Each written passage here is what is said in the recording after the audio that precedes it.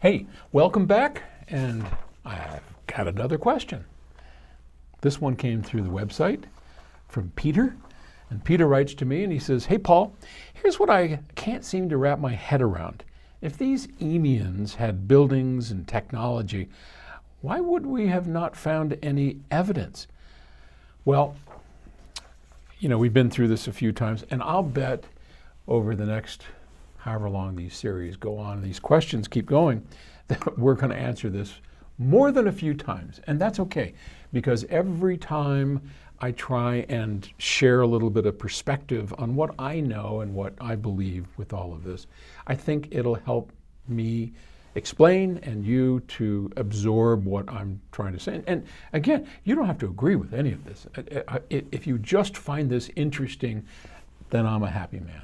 Okay, let's just say, this is about a book, and the book is fiction. I made it up, but it's based on fact. And I think that's a really powerful tool to take. Here's a whole set of facts of what happened. 100,000 years ago, after the glaciers melted, there was an identical warming period to what we have today in the Holocene.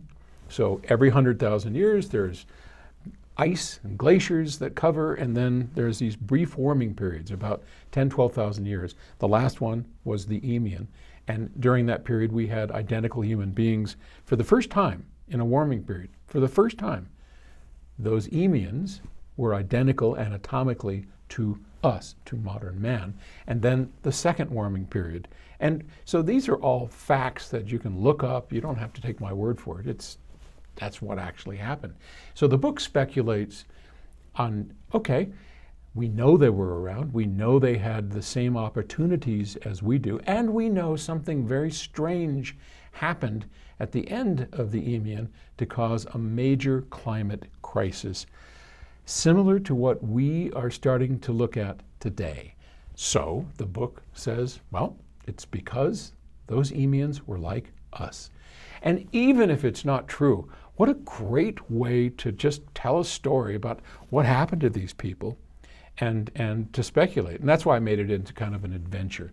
Some people call it sci-fi, others, I don't know. We're going to talk about that.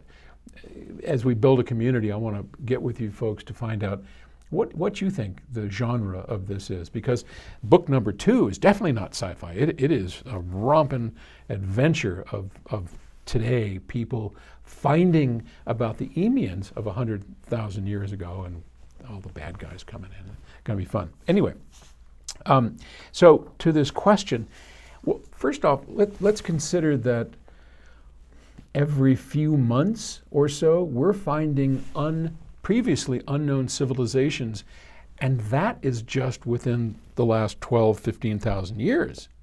How are we finding those? Well, a lot of it is being done by what's called LIDAR. Now, LIDAR, you may or may not know what that is, but it's kind of like radar. So, and here's where the engineering geek comes out. So forgive me if this is not interesting, but we have satellites and planes and things, but mostly in satellites using LIDAR. And that's where you shine a laser beam down onto the surface. And when it bounces back up, you measure the amount of time it took to come back up. That's how radar works. So if there's a cop that's got radar and you're approaching, that beam is it's an RF, radio frequency, that's being sent out. It hits the car and it comes back, and the amount of time it took to make that journey tells a little computer how far away it is. And as that time gets shorter and shorter, obviously the speed is increasing, or the amount of distance is increased. So if the rate of change is the same. Anyway, we're getting too complicated. But trust me, you can do the same thing with a laser from a satellite, and if there's a little rise or dip in the Earth's surface, it can measure that down to much less than an inch.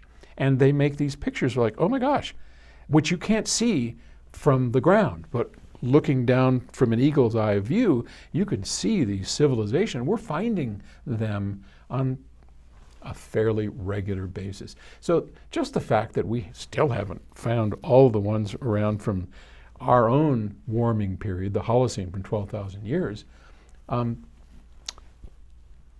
it's even harder to go back 100,000 years when the glaciers scraped everything off.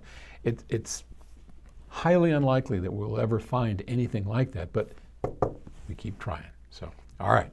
Hey, if you have a question, just go to eemians.com, EEMIANS.com,